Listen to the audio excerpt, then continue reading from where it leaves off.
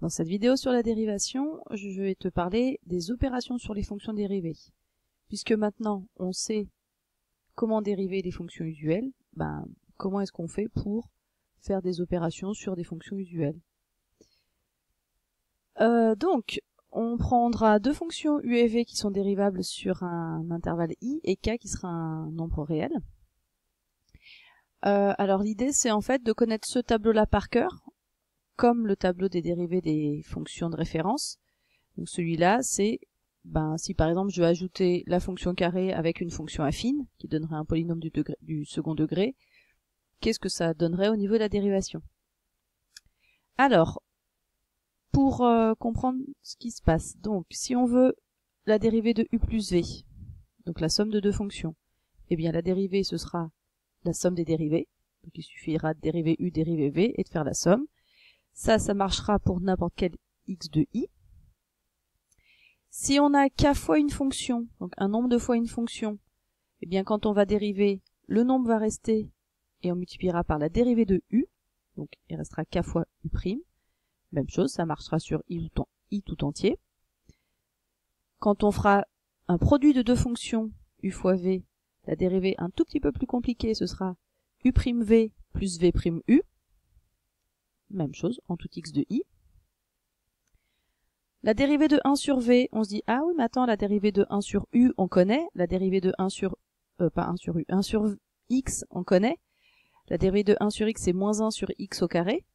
Et bien là, la dérivée de 1 sur v, elle y ressemble, sauf qu'à la place du 1, en fait, il y a un v' qui arrive. Autrement dit, moins v' sur v carré. Donc tu vois que si tu connais la dérivée de 1 sur x, celle de 1 sur v, c'est pas si compliqué. Et ça, évidemment, tu ne peux le faire que si v de x ne s'annule pas sur i. Et u sur v, c'est un mélange de u fois v de 1 sur v. Et la formule, c'est u'v moins v'u sur v au carré. Alors juste une petite parenthèse, on voit bien que là, c'est quasi les deux mêmes formules pour la dérivée de u fois v et la dérivée de u sur v. À la seule petite différence, donc pour l'une il y a un plus, l'autre il y a un moins. Pour s'en souvenir, l'idée c'est peut-être de penser que la multiplication elle va plutôt avec l'addition et que la division elle va plutôt avec la soustraction. Donc essaye d'avoir un moyen pour le retenir parce que si tu te trompes une fois sur deux, c'est pas terrible pour faire des calculs. Donc ce tableau-là, tu dois le connaître par cœur. Et une fois que tu l'as, il faut savoir comment l'appliquer. Donc je te montre quelques exemples pour t'expliquer un petit peu comment ça fonctionne. Premier exemple, donc justement c'est ce que je disais au tout début. Supposons donc qu'on veuille étudier la fonction f de x, la fonction qui a x, associe x au carré plus 5x moins 2. On voit bien qu'ici, on a la fonction carré, dont on connaît la dérivée, à laquelle on ajoute 5x moins 2, qui elle est une fonction affine. Ah, on se dit donc, par rapport à mon tableau, ça ressemble à du u plus v. C'est une somme de deux fonctions.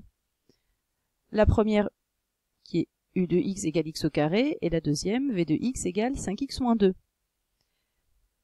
Quand on dérive, on sait qu'il va falloir dériver u. La dérivée de u, c'est 2x. Et v' de x, c'est, puisque c'est une fonction affine, ça se dérive en 5. Autrement dit, f' de x, c'est égal à u' de x plus v' de x, c'est-à-dire, on l'a dit, 2x plus 5. Donc ça, c'est la dérivée, ce qu'on appelle la dérivée de f sur r. Et puisqu'on veut f' de 4, il suffit de remplacer les x par 4. Autrement dit, ça fait 2 fois 4 plus 5, ça fait 13. Donc f' de 4 vaut 13. Deuxième exemple, si on prend la fonction qui a x associe 7x puissance 4 sur r, et qu'on veut calculer f' de moins 1. Alors à chaque fois qu'on veut calculer f' de quelque chose, il faut déjà calculer f' de x, il faut déjà la dériver en x, et après remplacer le x par ce que tu veux. Alors ici, donc, 7x puissance 4, on se dit, ça c'est de la forme un nombre fois une fonction, donc c'est du k fois u. Le nombre étant 7, la fonction étant x puissance 4. On sait que quand on va dériver, le 7 va rester, et on va avoir la dérivée de u. U qui est donc, u de x qui est x puissance 4, on sait comment est-ce qu'elle se dérive, la puissance tombe devant et elle diminue de 1. Autrement dit, la dérivée de u de x, c'est 4x puissance 3. Et donc, f' de x, ce sera égal à 7 fois 4x puissance 3. Autrement dit, 28x puissance 3. Si maintenant on veut f' de moins 1, ben on remplace le x par moins 1 et on trouve donc moins 28. Un dernier petit exemple. Si je prends f de x qui est égal à 2x plus 1 facteur de moins 5x plus 3 sur R, et qu'on veut calculer f' de x, autrement dit calculer la dérivée. Bien, la même chose, on regarde le tableau, on se dit dans le tableau à quoi ça peut ressembler, bah, c'est un produit de deux fonctions, donc c'est la forme u fois v, avec u de x qui est la première parenthèse et v de x qui est la deuxième. On sait qu'on va avoir besoin de u' de x et de v' de x. Bon, maintenant, combien est-ce qu'elles valent ces deux fonctions? Alors, moi je dispose ça comme ça, c'est plus simple, c'est plus pratique pour regarder. Donc là je vais mettre u' et là je vais mettre v'. Essaye de prendre une disposition qui soit assez pratique pour toi. Je pense que celle-là est quand même plutôt agréable. Bon, la dérivée de u. U de x, c'est une fonction affine, autrement dit, sa dérivée, c'est le coefficient directeur, c'est-à-dire 2. Et v de x aussi est une fonction affine, donc, enfin, v c'est aussi une fonction affine, donc v' de x est égal à moins 5, coefficient directeur.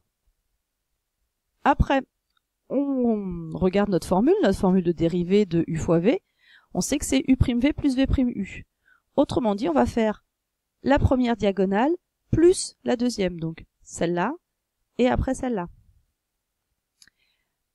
Ça fait donc, appliqué en x, 2 facteurs de moins 5x plus 3, qui évidemment met entre parenthèses, plus moins 5 facteurs de 2x plus 1, comme aussi entre parenthèses. On développe, ça fait donc moins 10x plus 6, moins 10x moins 5, et on réduit, ça fait donc moins 20x plus 1. Voilà donc la dérivée de cette fonction f. Voilà donc 3 petits exemples pour t'expliquer un petit peu comment ça fonctionne. Bon, maintenant il faut que tu en fasses plein d'exemples de ce style pour bien comprendre comment marchent les dérivées de fonctions.